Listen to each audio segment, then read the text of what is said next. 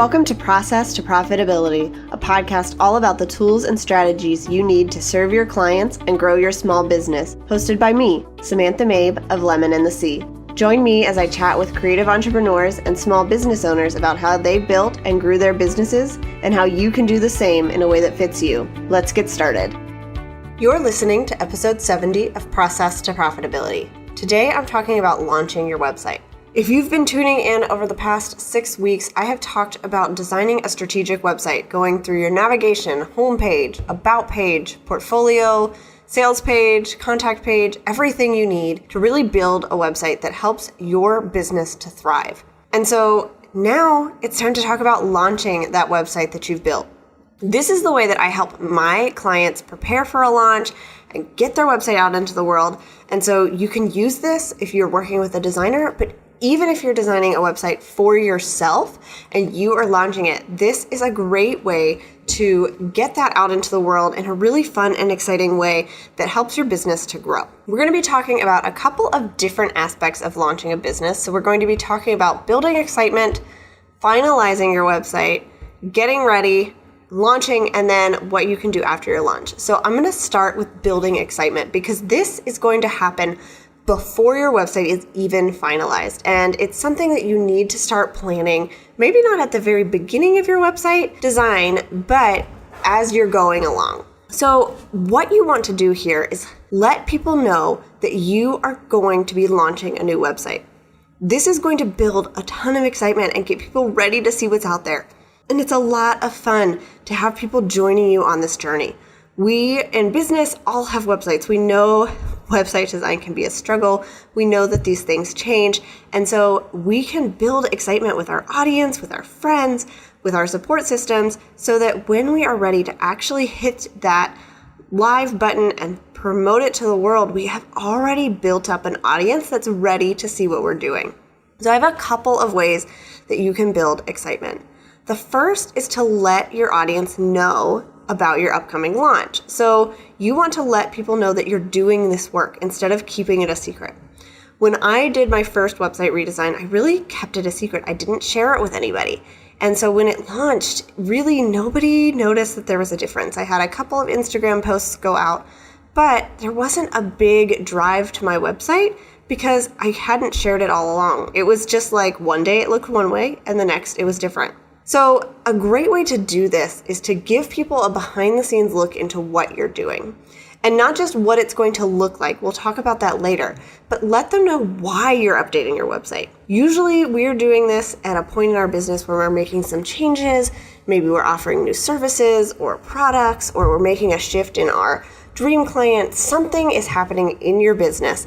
And you can talk about why it is that you've decided to make this change instead of just telling them, oh, I got tired of my website and I wanted a new one. Getting people on board with why you're doing what you're doing and the heart behind your mission is really going to help them connect with you and see that this is for them. It's not just so that you have a beautiful new website. It's so that you can serve your dream clients better through your content and your marketing and everything else. The next thing you want to let them know is what to expect before and after you launch. So while you are in the process of designing and before you do the official launch, you can let people know that they're going to get sneak peeks along the way and that your website might be down, but you're still sending out emails every month. Give people a heads up on what to expect so that they know what's going to happen when they land on your website while you're redesigning it. And then let them know what's going to happen after you launch. So if you are preparing a new service or a product or a course that you're launching, give sneak peeks about that too, so you can build excitement about that thing just as much as about the website design. The second tip I have to help you build excitement is to find cheerleaders who can help you promote your launch. This is a super easy way to get excitement and build up word about what's going on, because you're not reaching out to everybody and trying to get this in front of the entire Instagram audience.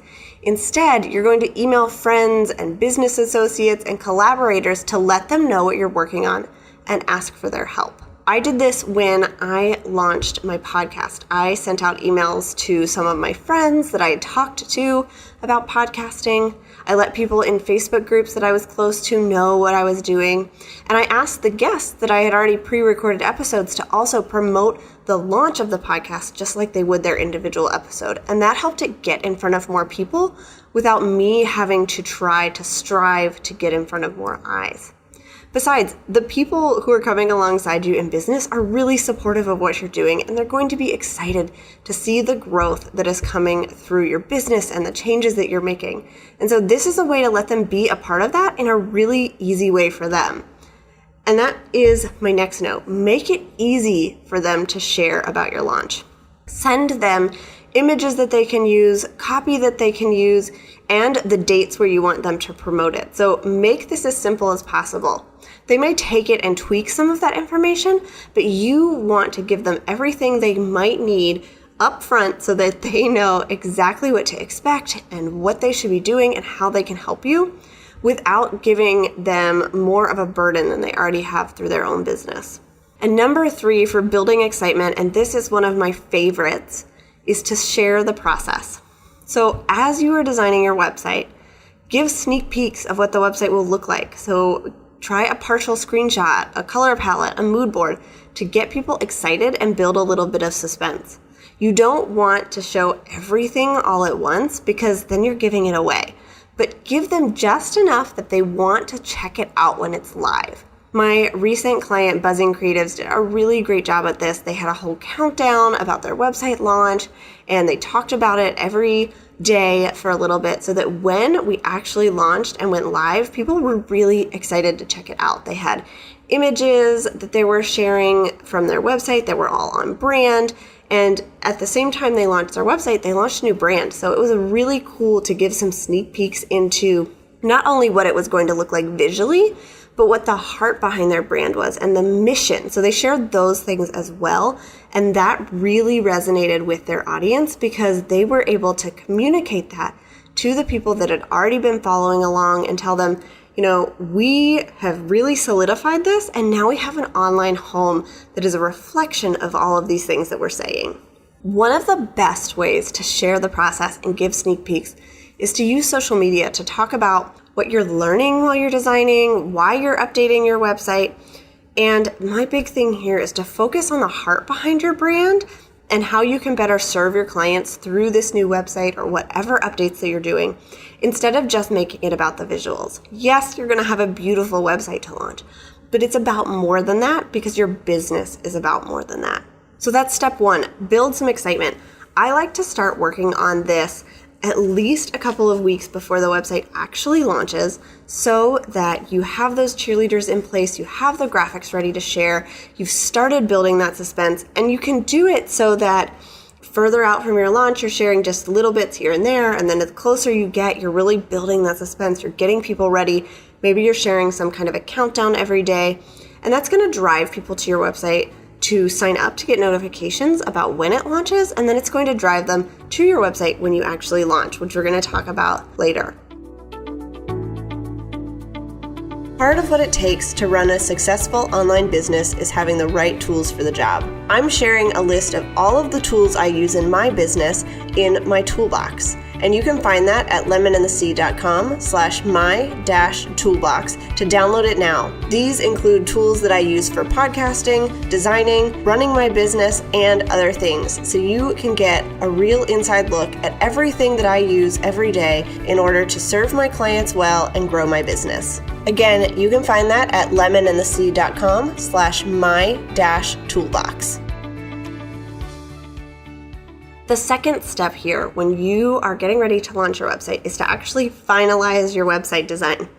And the reason that this comes after building excitement is because you want that excitement to be built before your website's ready to launch. You don't want to be held up waiting for cheerleaders and social media posts if your website's already ready to go. So plan that part and then make sure you go about finalizing your website. For a lot of us, the final steps of your website are going to be the more technical ones. So for me and my clients, this is a lot of SEO. So we add site and page descriptions, update their image metadata, and submit their sitemaps to Google. That's a great way to build up their SEO before the website actually launches, but it can come after all of the design part is done, because then we know exactly which pages we have, we know which images are there, and we're just going in and putting that information on the website. The second piece that is really important for finalizing your website is to test everything twice. So make sure that everything is working. Check your forms to make sure that they are submitting, that they're getting the right notification, that they're getting to your inbox. Check your links throughout your website to make sure they're working. So in your main menu, in your footer, throughout your website, on your homepage, there's always one or two links that seem like they didn't get connected the right way. And so the more you can check those, the better off you'll be, because you want to make sure that when your website launches, it's the best that it can be. And then you also want to test the mobile, tablet, and desktop views across browsers. So a lot of times when we're designing, we are used to using our monitor, usually on our desktop, on the browser that we almost always use, but not everybody is going to view our website that way. So we just want to go in and make sure before we launch that it's going to look good on every device and across browsers. It might not look exactly the same, but as long as it still communicates the heart of our brand and it makes sense and is organized, that's great. So make sure that you're testing all of those things. There are some really cool tools out there to help you with that. So I'm going to link to a tool called Screenfly in the show notes that you can use to test all kinds of different devices and screen sizes so that you can see what your website will look like. All right, the third step in launching your website is to get ready. So this might seem like it's related to finalizing your website, but this actually happens after all of the design and testing and everything is done. You know that the website is ready to go, and now you just need to actually get it out there. And so you want to get ready for this launch. And again, you can check the show notes for this, but I'm going to share these here. So the first thing you want to do is back up your old website if you want to keep it. Sometimes you want to hold onto it for some reason, and that's totally fine. Just make sure you back it up somewhere on your computer or your cloud so that once your new website goes live, you're not worrying about where those old files went. Number 2 is to pay for your new domain if that's necessary. If you are on a trial site, you will need to make that live by paying for it before the website can launch. And number 3 is to connect your domain. So you want to make sure that your URL that people type in is pointing to the new website. And if you're changing platforms, you need to redirect your domain to point to the new website. So on Squarespace, there's pretty simple tutorials to do this. They have all different kinds of providers, and some of them make it really simple. On Showit, you submit all of your information to Showit, and they will connect everything. But it does take a little bit of time. So usually you should plan for about 3 days for that connection to be finalized.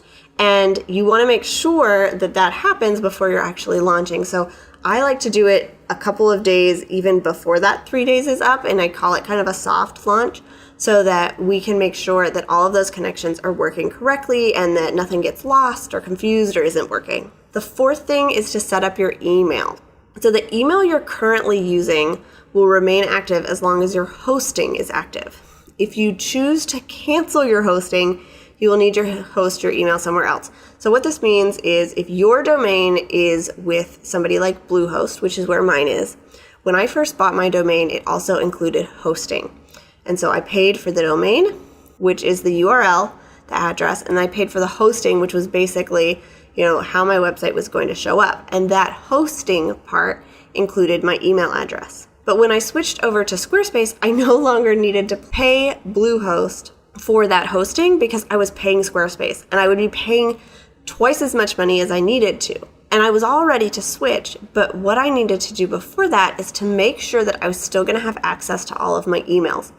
And so if you are canceling your hosting wherever it is, you need to make sure that your email is migrated over to something else beforehand. So what I did, and you can do if you're now hosting your website with Squarespace, you have the option of creating a G Suite account, which allows you to send and receive email through Gmail.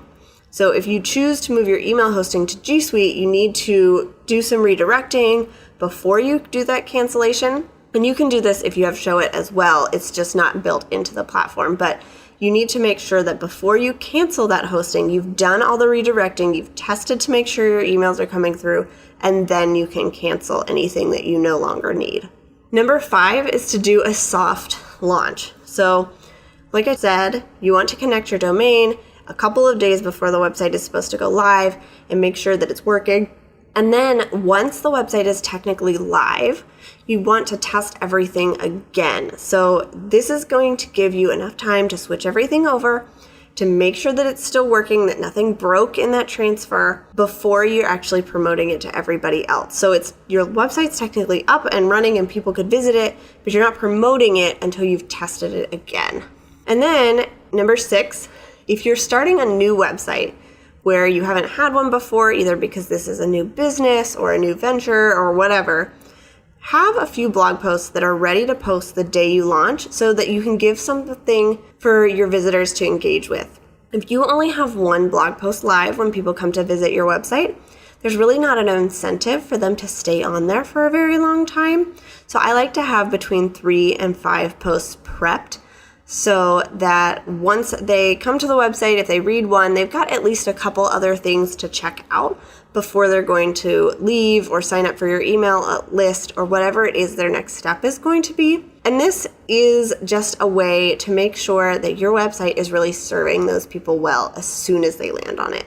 Okay, so you have so far built excitement for your launch, you've finalized your website, you've gotten everything ready, and now it's time to actually launch your website. So this is a pretty simple step because all the work is done.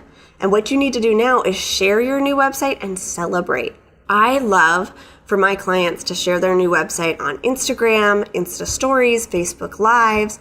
They can do screenshots, they can do images, whatever it is that is going to work for them and their audience, so that they can show people what it is that they've been working so hard on and how their new website and everything reflects the heart of the brand that they have been building.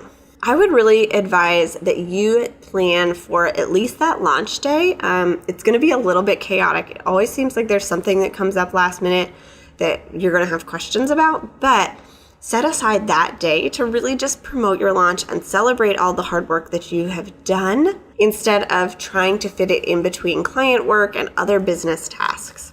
And finally, the 5th step to launching your website is what comes after your launch.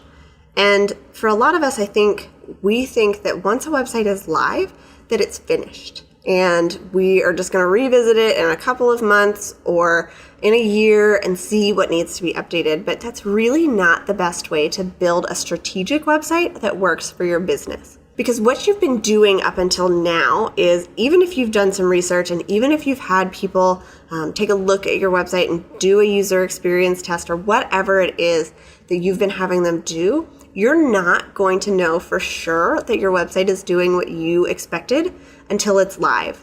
Because there aren't going to be people finding your website through social media and search engines until it's actually live and they can see it and play around with it and make sure that it's really speaking to them. And so especially that month after you launch is really important for gathering data. And what I like to do is that whole month after a launch, I don't really worry about the site at all unless there's a big issue that comes up. But I make sure that everything is just gathering information. All the analytics are turned on so that I'm getting as much information as possible so that at the end of that first month after we've launched, I can come back and revisit it. And what I want to know when I look at those analytics after 30 days is to see if the website is meeting the goals that we set for it before we started designing.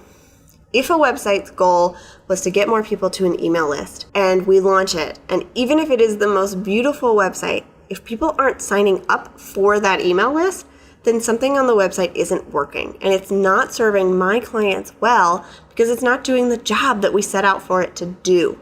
And so what you want to do is check your analytics to see if those things are actually working. And then you can make tweaks based on feedback that you're getting from people and the data that you've gathered and analyzed. But you can't do that until you've had some time to collect that information, which is why I suggest doing it after a month.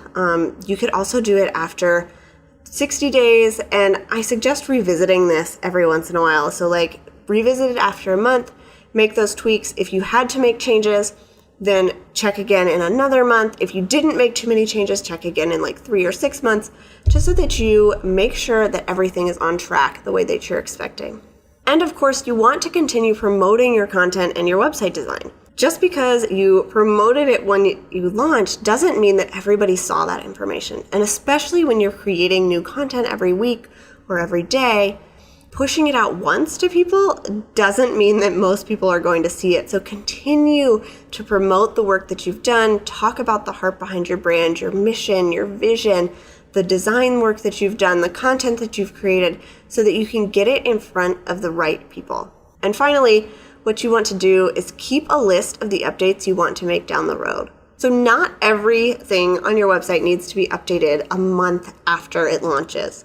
But some things you may just want to keep a running list of ideas that you have or things that you've noticed that you want to change that aren't emergencies, that aren't affecting the website goal or how people are using it, or something is broken and not working. But these are things that you are going to want to update down the road, so that when you have time to revisit that and work with a designer or sit down with some carved out time, you know exactly what it is that you want to focus on. Again, if you are wondering how you can design a strategic website page by page, go back and listen to the previous 6 episodes in the Designing a Strategic Website series. Otherwise, I wish you the best of luck on your website launches. Here are the action steps for today's episode. Number 1, make a list of potential cheerleaders who can help you with your launch. Number 2, create graphics to share when you're ready to launch your website so that you don't have to do those at the last minute. And number 3, collect information about your current domain and host and any social media, including your usernames and passwords, so that it's all in one place and ready to go. Again, I hope this episode was helpful, and I am so excited to see the websites that you are creating. If you liked this episode and you learned something from it, I would love it if you would take some time and leave a rating and a review on iTunes or share it on social media. It helps more people to find the show, and it helps me to know what kind of content is going to be most helpful for you guys, who are the ones who really make this show and are the reason why I put all of the time into this. Thanks for listening to Process to Profitability. Please take a minute to leave an honest review in iTunes so that I can help more small business owners and creative entrepreneurs find the show.